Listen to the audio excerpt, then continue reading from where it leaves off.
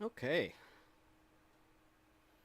My computer informs me that I am live.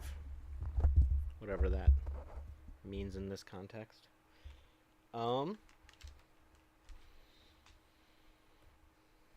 so I think I'm going to just start it off with kind of a quick and dirty walkthrough tutorial of how the tactical layer works. And then maybe people will come on in and ask questions, and if there are none, then I'll, I don't know, uh, say things that nobody cares about for a while. So, County Road Z. Let me see if I can remember how to play this game. Um, I also am kind of going on faith that my sound is coming through all right. It looks like my levels are okay. Um, so with luck, that is how it works. Okay, so County Road Z. We're just gonna hit up some tactical layer. So if you're here, I'm assuming you know what the game is. It's a miniature skirmish game, solo and co-op, with a big campaign. So what we're going through today is not the strategic layer, which is your in-depth base building and leveling up and resource management and whatnot. But we will be going through the tactical layer, which is the down and dirty, boots on the ground. Let's kill some zombies and see what we can find in the ruins of civilization layer. All right, so I'll start off with just some kind of generalized stuff. I've got a sort of an advanced team here that we'll be playing with. One thing that is, I think people who have watched some of the YouTubers that play, thinking Battlehammer specifically this time around, early in the game, it's very important to have everybody have at least one attack skill. Later in the game, you can absolutely get away with having people, even in the tabletop, without attack skills that are still very much contributing to the combat. But early on, your very first team, something I did not write in the book, but your very first team, it's good when everybody has a way to kill a zombie. Though depending on how you arrange your survivor tiers, sometimes it's easier than others. Other than that, the other thing that comes in really handy is the tactics skill, especially early on when rerolls are just like king. Like they're just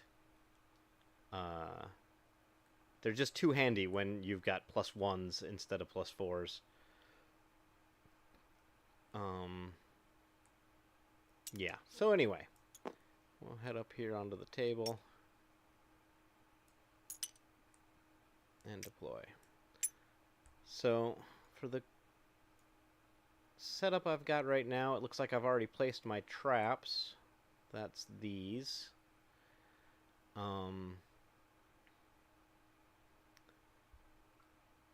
So I think I'm just going to kind of play a turn, and you'll see sort of the flow of how the turn order works, how the game will play.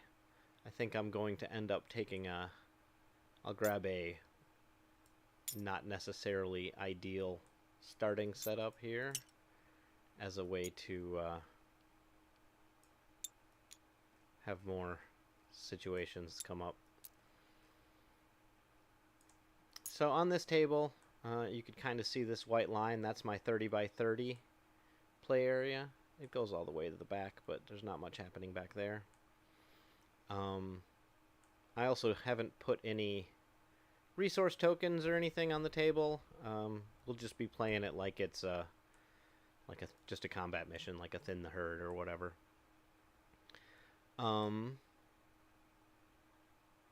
So yeah, you deploy your survivors within 3 inches of each other. I believe, in most missions. Some of them are different. Um, and then pre-deployment, then just after you deploy, but before the first turn starts, you do your pre-turn skills. You got your traps. Uh, well, scout is first, and then traps, and then tactics. So I don't think anyone with scout on this team. And if I did, I probably did it already. But you can move some stuff around on the table with scout, and then you place your traps, which I already did. And then you generate your tactics dice, but this team does not have someone with tactics, despite the fact that I led the video saying how handy tactics can be. I actually think my tactics guy is at home running the workshop. So, passive zombies. All the zombies start out passive. Their stats are weaker. It's all in the book. And they become active when you wake them up. Pretty easy. There's a D6 in here for some reason.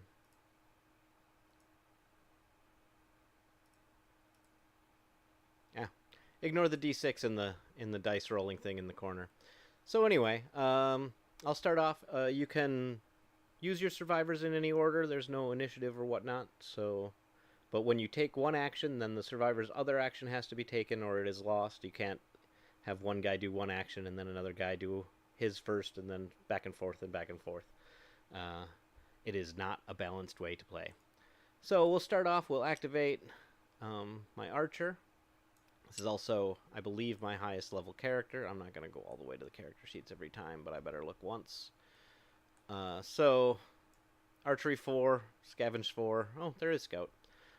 Scout 4. So this character's well along. And then the other two appear to be Benny with Tinker and Traps and Guns, handguns, and the rookie with the big sword. So that's heavy, so they can attack from 1 inch away. Alright, so we'll start off with the archer for quietness purposes. And she's just going to fire from where she's at, check some ranges. Now, a bow is great because the noise value is only T. That means it only activates the zombie you're pointing at, which means if you kill it, it doesn't get to do anything. Of course, if you don't, then that's a whole different problem. But this character with her +4 in archery, even that too is going to get the job done. So this zombie is toast. Bye-bye. We'll put you over there. And then we'll move up. So, movement is one of the things you're going to do a ton, obviously, because moving around is what you do in a miniatures game. But, so the way it works is every time you move. So I just moved, and now you check your noise. Movement is a noise of 6, so 6 inches away, and you activate all zombies within that 6. Now, this is an easy thing to forget because you're moving, you're going, you got plans, but it is absolutely the crux on which the game operates. If you don't remember to check your movement noises, then the game doesn't work. The economy of actions is bound up in the number of zombies that are aggressive, that have heard you coming, versus the number of heroes you have.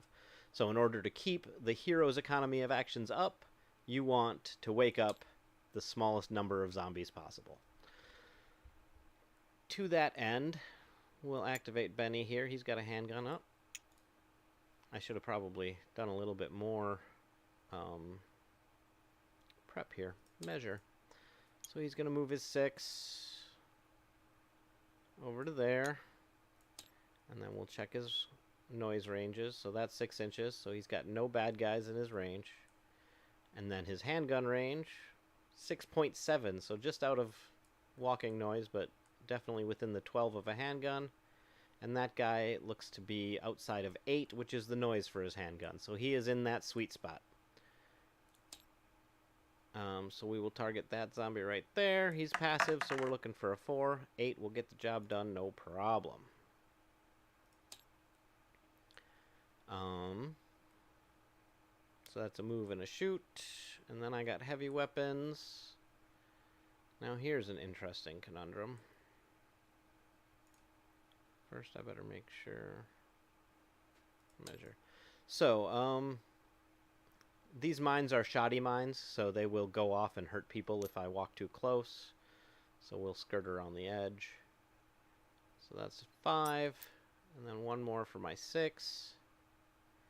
And now I have, hopefully, purposefully, yep, that's only 5 inches, purposefully awakened that zombie with my first action. So this zombie wakes up. And then with my second action, I'm going to be... one of the things that is also easy to not do is pre-measure.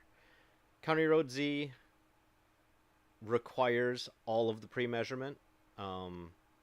Like, nightmare difficulty level is no pre-measuring. So make sure that you're not holding yourself to your moves too tightly, unless, you know, you're looking for a little bit of the extra challenge, because like there I'm within 5 inches. If I didn't want to wake up that zombie, then I absolutely reserve the right to have not moved that far, because if you don't pre-measure, if you don't see how far everything is at all times, essentially, you are gonna get rocked by zombies. That's just how it works. So now I am within 5 inches of that zombie. So here's a bit of a corner case. If I take the move action and say I move over to here, it's not a full move, but it's enough. So I'll move, and then from here, my end point, I'm not within the movement noise range of that zombie. But the noise is measured from every point along your movement. So right when I started walking, that's when that zombie heard me. This is important because otherwise, if you just measure from where you end, then, well, the game gets too easy. So this zombie, now that's all of my hero actions. So I will move to the end phase.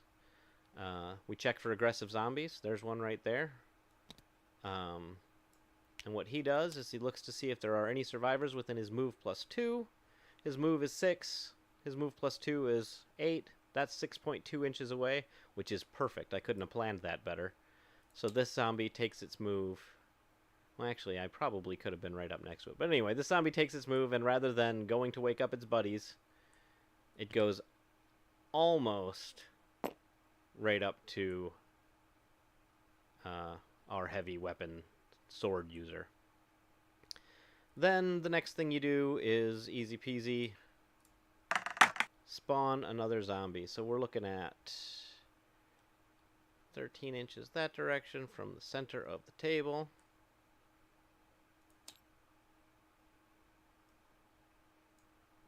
Which is going to be centimeters. Which is going to be 15 and 15. So basically this guy. So we're going to go plus, is it +3 or +4? I don't have my book on me. I'm going to go with +3 for now, and then you guys can yell at me in the comments. So we're looking at 12 inches in this direction. So our fresh zombie, which we're just going to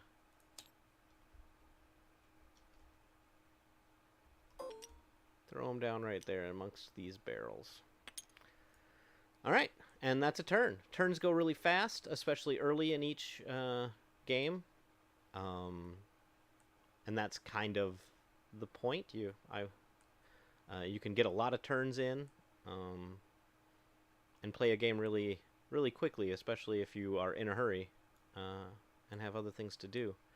So, now, here we've got this zombie within a hair's breadth of our sword wielder there. Now, heavy weapons, which I've got right here, Carla. Now, it's stat 1, item -1, so this is not a super great... wow, I really should have built her a better sword, but she must be new. Anyway, so heavy weapons are the melee weapon that attacks at range.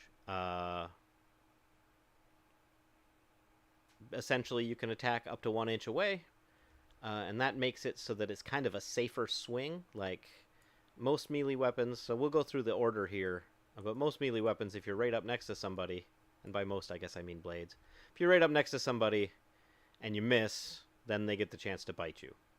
So with a heavy weapon, I'm not in contact with this zombie, but I'm less than 1 inch away, so I can use my heavy weapon to attack.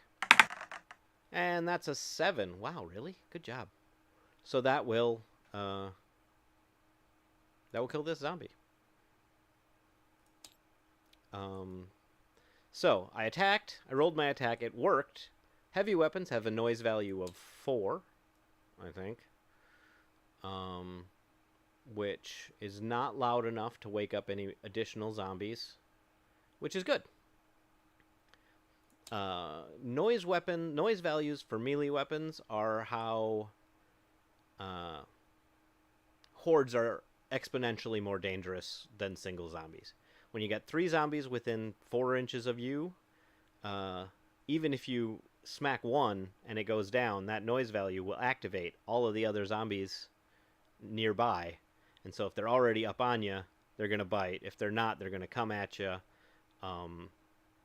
It's an abstraction that kind of simulates being overwhelmed by numbers, even though in most cases in this game it's going to be 3 or 4. But that's overwhelming numbers when you're playing with these rules. So then I will move with this character. I think we're just gonna stay outside of 6 of everybody and hang out at the front of this car. Wasted a trap there, but that's not the end of the world. Alright, archery. So she's gonna move up here. 4.5. And that's plenty far away from anybody she might wake up, but definitely within archery range. And we'll shoot that zombie dead.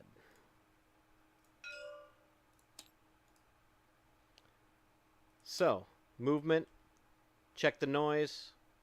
Nobody woke up. Attack, check the noise. The attack for the bow is just target, so that's just the one she was pointed at. And then that's the end of her turn. Next guy. Move. We'll come all the way up. People can move through each other, no problem. It's kind of assumed that, you know, you shout at them and they get out of your way for a second. Zombies cannot move through each other because they don't talk to each other. So anyway, so Benny comes up. He's got checks his noise for the move. Nobody's around. He's got a handgun, which is noise 8, range 12. So he's got a couple of zombie options to shoot at for range 3, it looks like. But only one of them is also within the noise value of the weapon. So that is the one we're going to fire at. And that's a 9. Wow, I should have used less good dice, I guess. I don't know. I got some digital luck on my side this time around. So then the shot goes off. Noise value of 8. That's 11. That's 11. That's 12. Nobody is waking up for that one. Maybe I'll play with escalation for funsies. So, end of turn phase. Check for aggressive zombies. There are none. So I take the passive zombie that is furthest from any hero. Now this is important because they've got to be far away, because what this does is kind of starts a timer. The zombie that's farthest away wakes up, and then as it takes actions at the end of every turn phase, it will round up buddies. So it looks like we're probably looking at that guy at 20 inches plus. So this guy in the corner is going to wake up. For people watching, anybody who's got questions, just throw them in the chat. This will be pretty informal. So he wakes up, and that's all he gets to do this turn. This is the end of turn 2. Yes, so then we spawn a fresh zombie. It's going to be 8 inches that direction. And as I recall, the center point was somewhere in here-ish.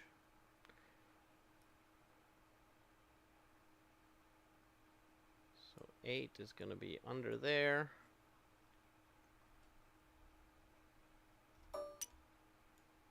I think if he wakes up, he's going to trigger that mine, which, I mean, I'll take it.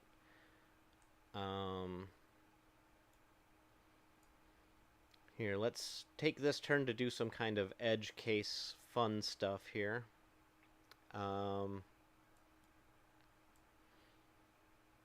you what we'll do.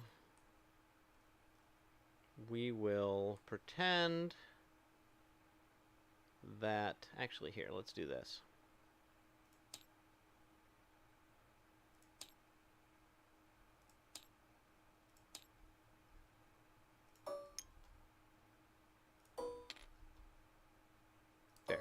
Those will be resource tokens, so we can play around with scavenging. Our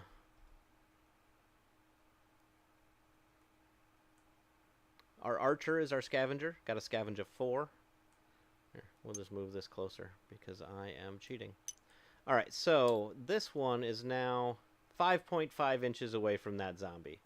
We're going to move it a little closer to the zombie for balance purposes. So, 6 inches is on my side of that token, which means I'm not scavenging that without waking up at least 1, probably 2 zombies, and then dealing with the consequences. So what we're going to try and do instead is pick them off kind of slowly.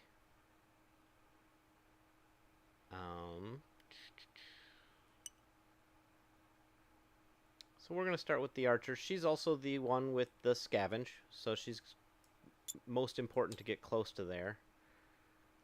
And we're staying our 6 inches away, not waking anybody up. We're taking this one slow. And then she'll fire at...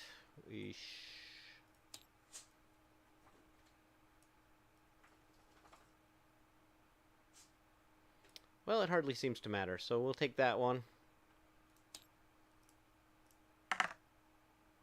And that's a 9. Like I said, I should have used worse dice. So, that was a move and a shoot. She stayed her 6 inches away from everybody. Nobody woke up. Now, we're going to do a little play mistake. Because I don't have enough zombies on the table for this to be really interesting. We're going to move there with Benny. Now, he's got a handgun. That's going to be noise 8. So that's 7.6, that's within 8, that's within 8. He's outside, he's outside. So he can only fire at 1, because at a time. So he'll fire at this guy here. Well, he'll fire, yeah, okay. So this is going to actually go really, really well for me. Pretend like I planned it that way. So I fire at this guy. Passives are 4, he rolled a 5. That's a good roll. We will delete him off the board. Then we check our noise. Noise 8. We already decided that wakes up that guy. So he wakes up. And just to pretend like I'm an expert, we'll move up our 6. We'll check our 6. That's 6.9. So then, just to be a troll to this zombie, I'm going to move up 2 more inches with my second move. Then we check our noise value. Oh, looks like it's going to trigger him. Now, he looks for survivors within his move plus 2. 5 inches, that's definitely it. It walks towards it, hits that token, the mine token, and blows up. The mine and the zombie are toast. So, this is going far too well. I'll have to spawn a bunch of zombies in, and we'll talk about what to do when everything goes terribly, terribly wrong. The main gist of what is easy to forget, and I made a video with 5 things that are easy to forget, but most of it is action, noise, action, noise. That is how the hero turn goes. As soon as you forget to check that noise after every single action, that's when you start steamrolling the opposition without any kind of consequences. Um, because the zombies only get one action, and only aggressive zombies get an action at the end of the turn, so they just aren't going to come at you if you're not remembering to check your noise values. What else is important?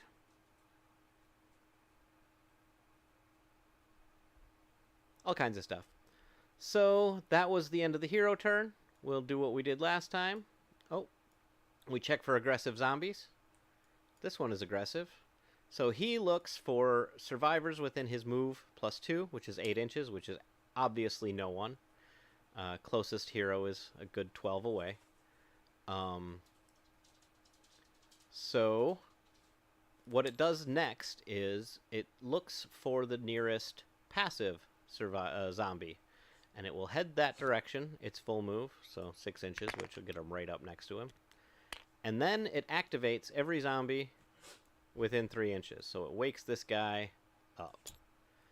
Now that's not super scary yet, also because I have line of sight. Usually these guys happen like your wanderers that wake up because no aggressive zombies are on the table will wake up behind a building or on the other side of a fence, and then they get several turns to wake up their friends before you can deal with them. I think what I'll do is I'll pretend they're far enough away that I am not afraid. And then I will spawn a fresh one, and we will go ahead and use, from the Apocalypse Toolkit, the Escalation special rule. So this is the end of turn 3, so I will be spawning 2 zombies instead of just 1. I often play with this rule because I've played a lot of this game, and I find it makes me, well, it lights the proverbial fire under my bum. It makes it so that I quit slow playing and start actually getting things done.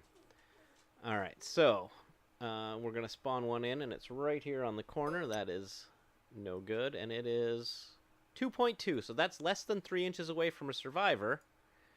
And when a new zombie spawns in with less than 3 inches from a survivor or from a aggressive zombie, it becomes aggressive.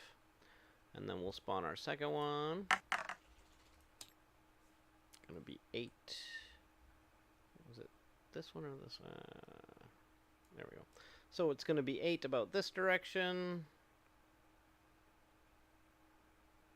So basically right on top of that scavenge token that I was going to head for. Hooray!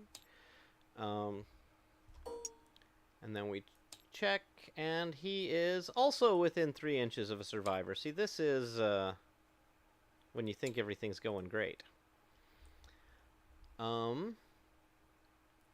What we're gonna do now. So, just from a tactics, like a hints and tips perspective, order of operations is like the key to overcoming the zombies. So deciding which survivor uses their skill when is a big part of what makes the game work. And I say that because I'm having trouble deciding which of my survivors should use their skill first. Because if I arrowed him, that is my easiest way out. I arrow him. He goes down probably because my archer is the highest level character on the board. But then I don't have the 2 actions that it takes to go over to this token and scavenge it. So instead, I'm going to check this distance. It is less than 6, but just. Well. So I am going to... That's a bad idea.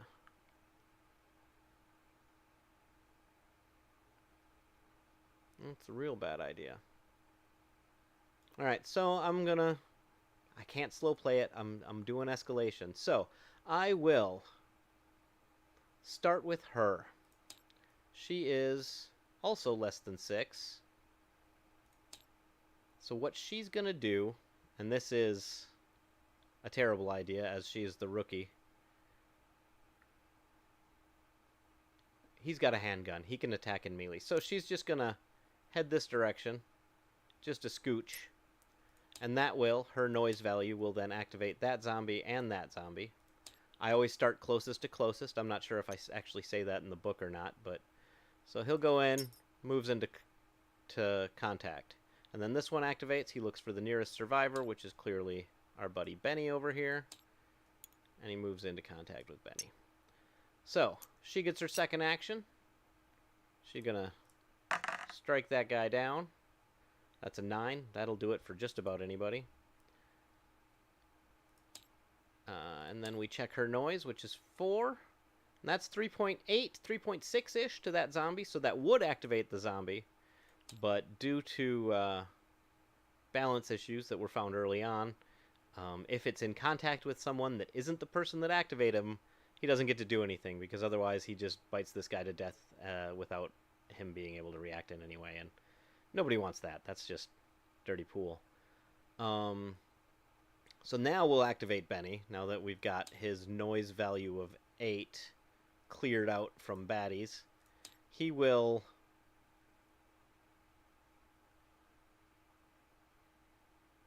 I think we're looking at a 3 for him. He's also tier 3. So what he's going to do is, for the sake of trying not to get bitten if he misses the gunshot, the first thing he'll do is the evade action. So the evade action is a tier check. He's tier 3, so 3 plus his die roll, which it looks to be a 9, is much big plenty. So what he'll do is he gets to move exactly 1 inch away from the zombie. And that is noise 0. It activates no one. That's the whole point of it, is to get the heck out of dodge. So now that he's got a safe distance, he'll take the shot. 5 and his 3 is going to be the 6. That'll kill that zombie. And then she can move in to there and then scavenge it. She's got a scavenge skill of scavenge score of 4. And I like to use quarters. So go 1, 2, 3, 4. And we will take 1 second, as that was my phone ringing, to tell the person that called that I am busy.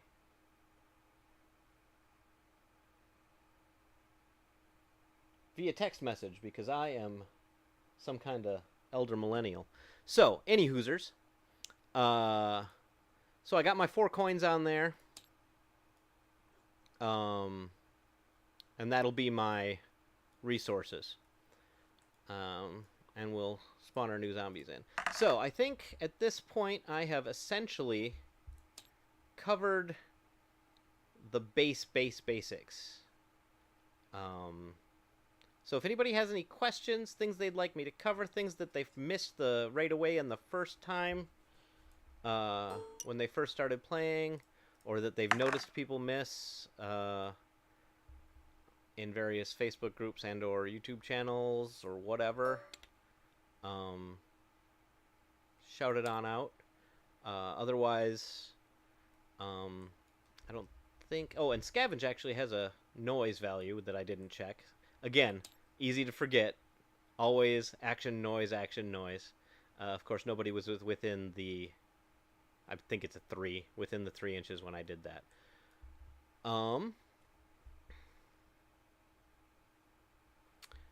Yeah.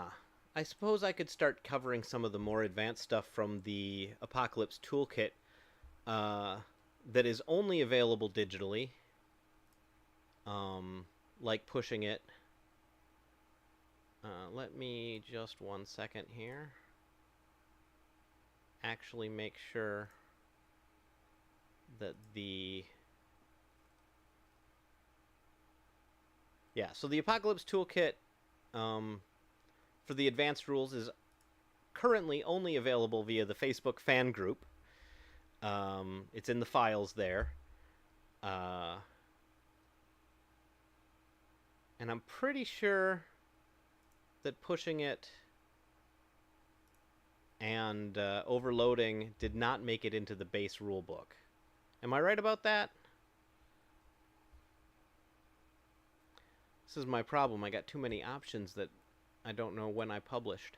Um, so in the toolkit that is available to fans on the Facebook page, and honestly, if you're in the Discord and not the Facebook page, just say something and we'll get it to you.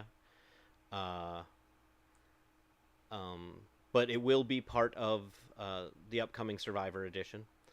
Um, a few of the extra rules that we have are called like pushing it is great. Basically, what that does is allows you get your 6-inch move, right? And then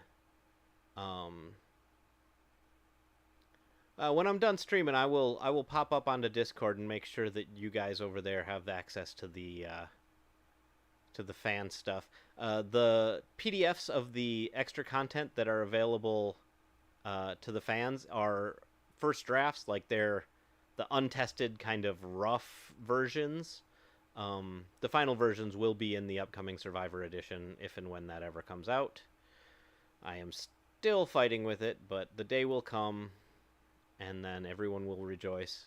The art is so much better in the Survivor edition, you guys. It's like, not all the art, but most of the art is so good. Anyway, I'm very excited about it. So, pushing it. Move your 6 inches like everybody can. No worries. Pushing it allows you to move extra. So what it does is, we'll pretend this guy just moved his 6. For every additional inch after your first 6, you raise the noise value of the movement by that much. Now this applies to the entirety of your move. So if I got my 6, and then I want to push it, and I go 3 more, yeah, we'll go 3 more. So I move 9 inches. I'm really hauling. And we call it pushing it because you're really pushing your luck at that point. So now, for the entire move, that's that full 9-inch move, the noise value is 9 instead of 6, and that starts from the beginning of your move. So that's, on this table, essentially, like, all the zombies. So that's these two wake up, and these two wake up. Now, the reason pushing it exists, kind of, is when you're running for the table edge. It's like, you got your stuff, you're getting the heck out of Dodge, you run for that table edge, and then you don't necessarily care so much how loud you were on your way out. But the inverse of that, and or like obvious companion, is overloading. So a character can carry a certain number of items. It's either their tier or their tier plus their carry, depending on if they got the carry skill in their equipment or whatever. But the point of overloading is it allows you to carry extra items, and for every additional item you carry, your movement value goes down by 1. So the move 6 that he did have would go down to 4 if he's carrying 2 additional items. Now, the fun part about this is you can combine the two. So if he's overloaded by 2, he can push it by 2 and essentially carry more at the expense of noise. Now, this is a complicated way to say his move is down by 2, but he can use pushing it to give himself 2 extra inches. So he moves his 6, but now instead of the noise 6 that a move does, it's going to be noise 8 because he's doing 2 extra inches based on his overloaded.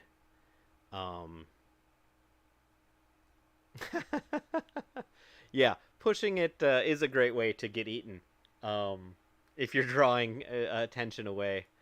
The one thing that will happen a lot is you got to make sure you position yourself so that also, as you push it and wake up all these zombies, you're not going away so far that the other zombies just run for your friends. So, like, he pushed it all the way over to here, woke this guy up, he goes here. You know, they're just biting his buddies now, and there's nothing he can do to help. And that's a lot of fun. The other things that come in that particular toolkit is one called Horde Break. So a zombie has a break value of 1. Now a horde is any time 3 zombies are within 3 inches of each other. And the thing that Horde Break does is raises their break skill up to the number of zombies in the horde. So now break 1 would get him through a window. Break 3, I think, will get him through the door. It might be 4. But either way, so break 3 now gets him through that much more thickness of stuff. I usually limit this. I cut it off at +4, like at 4, break 4, because at break 5 and 6, they're starting to go through like the exterior walls of homes and stuff, and then it just gets out of control because then there's just doors everywhere. Also, I believe when Horde Break is active, the break skill for the zombie, instead of making a 1-inch wide door like break usually does, it makes a 2-inch wide door. And what that does is it allows the front zombie to use the break skill. It makes a 2-inch wide door, and then the zombies trailing can pass into the building. And that is all kinds of trouble, as you can imagine.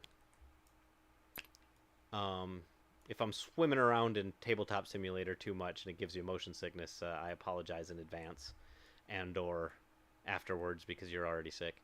Some of the other things... one, just in case you are in the Facebook group but not in the Discord, a house rule that has never been written up formally that I have been quite enjoying is... instead of using the drawn to gunfire special rule, which is in the base book's Apocalypse Toolkit in the back, instead what I've started doing is every time you use a firearm, the noise value of all firearms goes up by 1. This doesn't represent that the guns are actually getting louder, necessarily, but what it does represent is he fires a gun, and maybe this zombie is far enough away that like it hears it kind of, but it doesn't care because it's he's not firing on all cylinders. He's a zombie. He's busy licking mold off the walls. But the second shot is a little like the urgency distance goes a little further and a little further and a little further, and by the time you're in turn 3 or 4, if you've been using a lot of guns, you're waking up every zombie on the table because they've heard every gunshot and they're starting to get a little jumpy. It is a good way to limit your firearms use if you think that firearms are too powerful, which they are very powerful in the game, especially if you're good at really taking advantage of the sweet spot between where their noise value ends and where their range begins. Does that make sense? Whatever, like noise 8, range 12. Between 8 and 12, you basically get free shots on guys that are standing next to each other because your noise won't wake up the guy's neighbor. Originally, the range and the noise values were the same for my first, when I was just playing by myself and it was just my rules and I hadn't yet decided to give it to other people. The more I played, the more I realized that the economy of actions was completely broken that way, because by the time you get towards the center of the table, 12 inches, it feels like a small amount of noise for a rifle, but 12 inches from the center of the table is, everything but the corners, essentially, because it's a 30 by 30, so, there's a few inches on the bottom corner, but for the most part, that's every zombie on the table. And if you're playing with escalation, or if you're playing even worse, base defense is where it really became painful, because you are in the center of the table, by default, and so every time you're firing weapons, every zombie on the table is coming closer, and it doesn't really matter how good your walls are. They're gonna wreak some pretty serious damage. There's some other cool stuff in the expanded Apocalypse Toolkit. I'll make sure to get it over on the Discord, including some new gun rules that include magazine size and how many, and they make ammo into a resource. So I think it's 1 material and 1 fuel can be traded in for 2 ammo, and then that ammo is basically worth 10 bullets. It's a little crunchier than that, but it does keep you from getting too itchy of a trigger finger, because it takes a lot of resources to make sure you bring in guns to every firefight. and that can get pretty real in a pretty big hurry.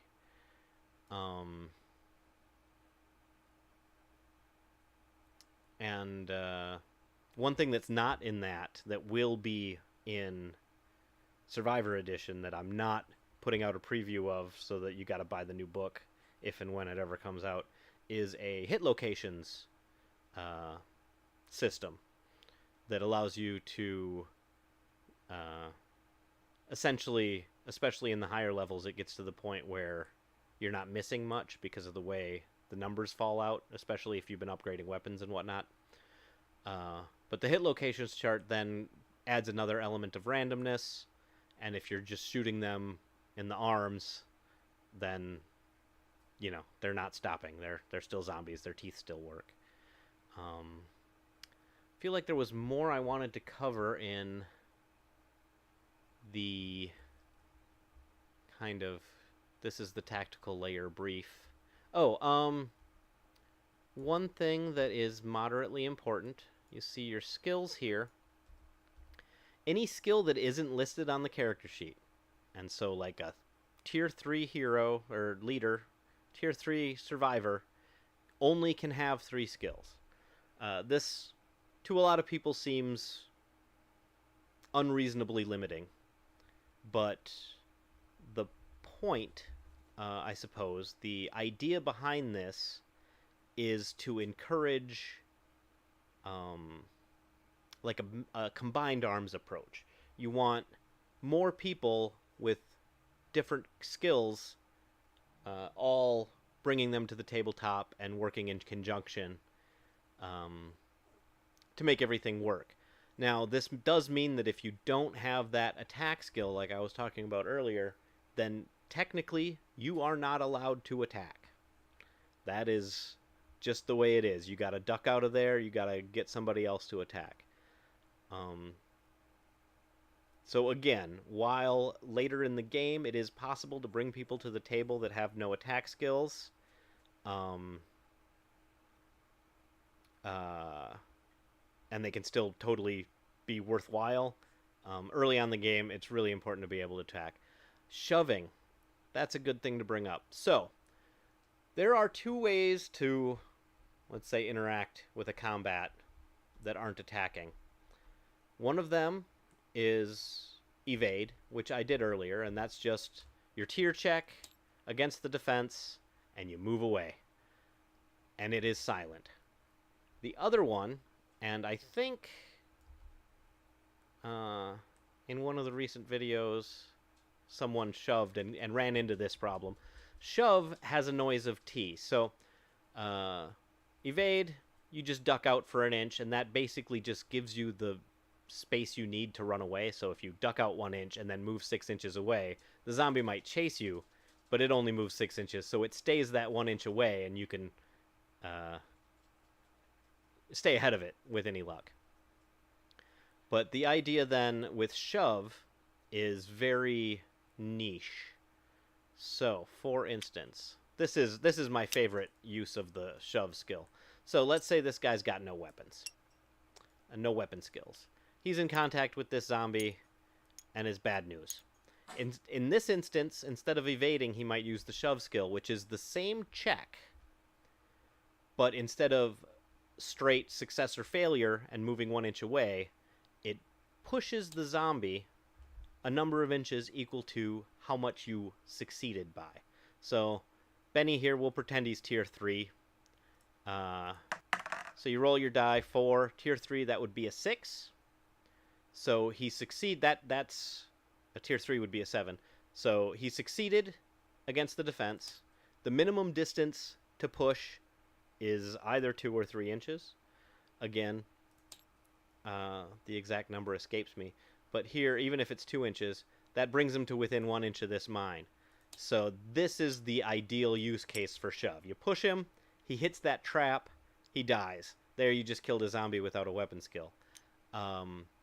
However, if that mine isn't there, and you shove him, and he moves his 2 inches, then noise T means then he activates. And this confuses a lot of people, because then what's the point of shove? You shove him back, and then he just comes right back at you. Well, the idea is that it's kind of a niche case. Like you shove them off a roof, or if you shove them into a fence, then sometimes they'll fall over and be on the other side of the fence, and it takes them extra inches to come back over. Or in this case, here, we'll bring Big Sword over here for fun. So here, if I've got Benny here and he's got no attack skill, the shove skill allows him to shove this zombie this direction, and then when the zombie activates, because the shove action has noise T, which is just the target, so this zombie activates after having been shoved, but it looks around and it says, this person is closer, and we'll go over here instead. So now it's in contact with a melee specialist, which is almost as good as killing it. Minimum of 2 inches, says Benji. So, yeah, so even if you only succeed by 1, you get 2 inches of move. And even if you just succeed, like if you hit the 6 on the dot, then you get your 2 inches of shove. And yeah, like I said, shove is mostly corner cases where you've got a trap, or you shove them off a roof, or you shove them into somebody who is much better prepared to stop them.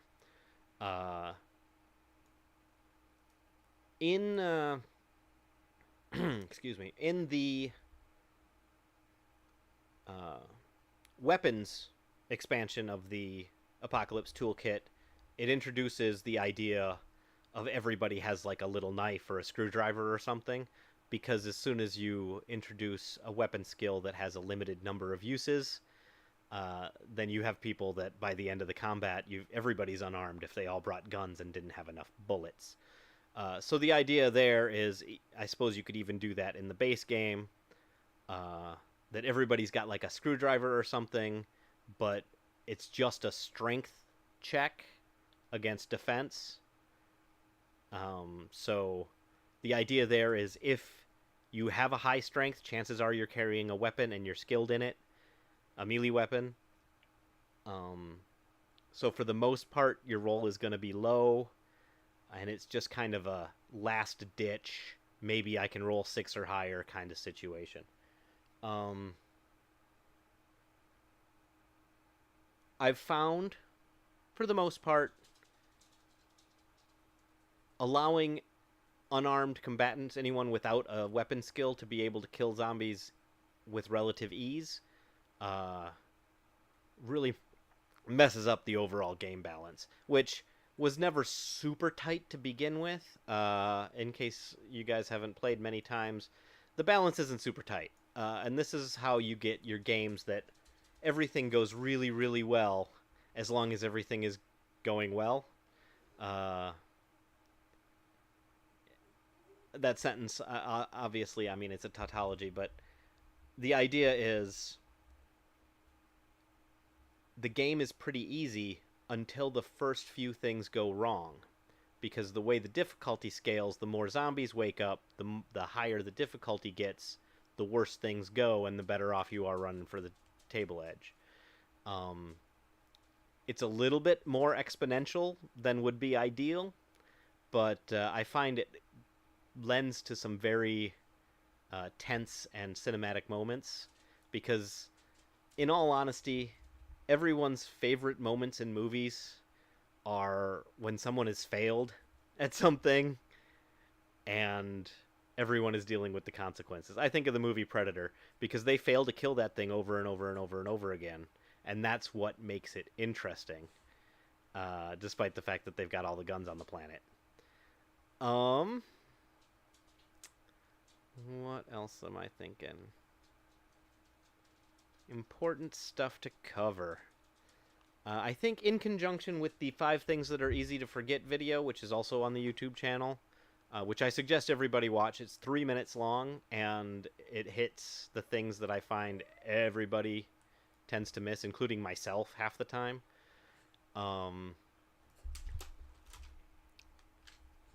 Otherwise, my dog hopped on my keyboard, so now I'm in first-person camera mode, but it hardly seems to matter as I am running up on time for this particular stream.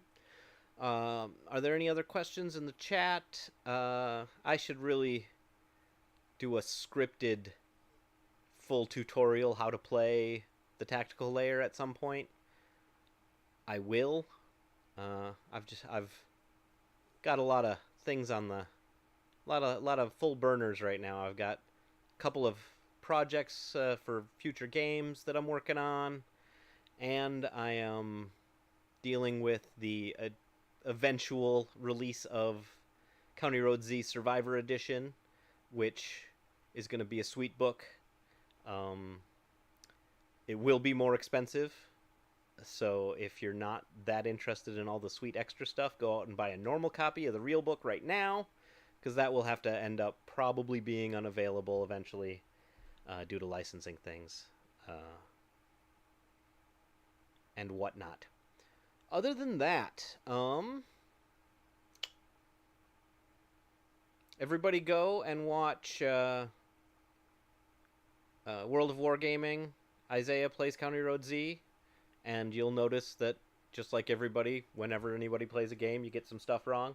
Some of the stuff I covered in this video, you'll see he misses, and so does Battlehammer. Straw, I think he goes by on the channel.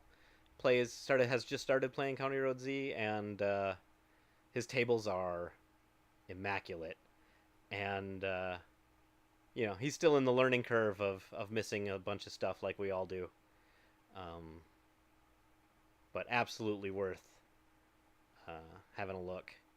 And yeah, the new book, man, I wish I had a better update. Like, I was supposed to know more by now, but then things fell off the rails. Suffice it to say, Survivor Edition will not be self-published. That's right, you heard it here first. You probably saw me hinting at it in other places, but you heard it here first, for real. Some real publisher is going to put out Survivor Edition. I'm just currently fighting over who it's going to be. So, everybody clap your hands, and tell your friends about County Road Z. Go out and buy a copy. And it's not too late. In the next, in an hour, at 7 p.m. Central Time today, I'm doing a patron-only stream for my Patreon subscribers. So it's not too late to pop over there. That is available to all subscribers of any tier. So, like, if you get in there and you're like, $3 is all I can spare for this jag. I mean, the book only cost $4 in PDF. $3 will get you into the streams, and it's going to be $2 a month. So, and in that one, I will be playing with some of the unreleased rules that will be in Survivor Edition, so the patrons kind of get a nice inside look at what will be coming. But yeah, so that's about my hour, which was all I was really planning for this one. I'll do another public stream eventually. I think being able to ask questions and get answers in real time is so much better than reading an FAQ or like going back and forth in text. Especially if your question is one of the kind of complicated edge case scenarios where people don't quite understand what you're asking or how to answer it or whatever. I found that a lot while playing Infinity, because that's a complicated rules set system and it's hard to talk about in text. All right. Oh, and for patrons, the video on demand of the patron streams will be available ad infinitum, so you can come back and watch. You just won't be able to talk at me. All right. Thanks so much, everybody, and we will see you around. Roll lots of 10s, everybody.